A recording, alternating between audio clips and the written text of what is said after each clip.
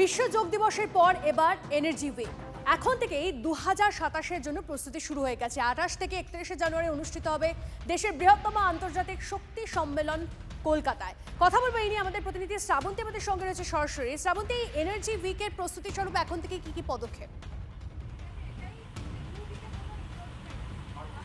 তনিষ্ঠা, এই মুহূর্তে আমরা একটা বাসের মধ্যে দাঁড়িয়ে রয়েছে, হুটখোলা দোতলা বাস, এবং সেখানে একটা অভিনব আয়োজন বলা যেতে পারে।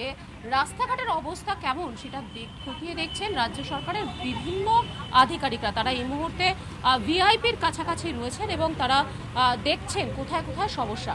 কেন রাস্তাঘাটের উপরে জোর দিচ্ছেন? তার কারণ এই ইন্ডিয়া এনার্জি উইক যেটা রয়েছে, যেটা জানুয়ারি মাসে অনুষ্ঠিত হবার কথা রয়েছে, গোটা বিশ্বের একাধিক কোম্পানি তারা এখানে আসবেন, প্রধানমন্ত্রী আসবেন, বিভিন্ন রাজ্যের বিভিন্ন মন্ত্রীদের ডেলিগেটসদের এখানে আসার কথা রয়েছে।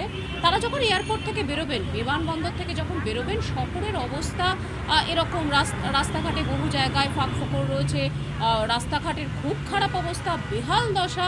এবং যে জায়গাটা আমরা দাঁড়িয়ে রয়েছি সেই জায়গাটা বহুবার তুমি লাইভে দেখেছো, বর্ষাকালে দুর্বিষহ অবস্থা হয়ে দাঁড়ায়, রীতিমতো জল জমে সাধারণ মানুষের দুর্ভোগের শেষ থাকে না।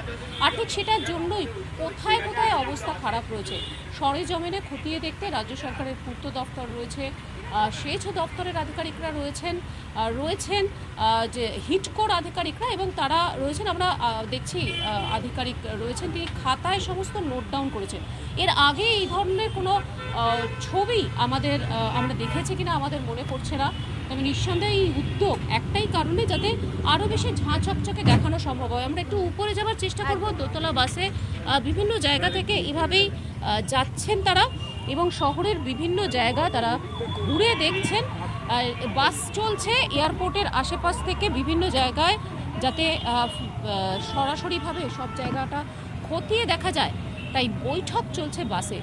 নিঃসন্দেহে একটা অভিনব উদ্যোগ, এবং সেটা যাতে কলকাতা আরও সুন্দর হয়ে ওঠে বিশ্ববাসীর মধ্যে। বিভিন্ন শহরের নাম আমরা সবসময় শুনি, তাদের পরিষ্কার ঝাঁচকচকে রাস্তা, এগুলো বারবার শিরোনামে আসে, কিন্তু কলকাতা সে কি পিছিয়ে থাকবে? না, একেবারেই নয়।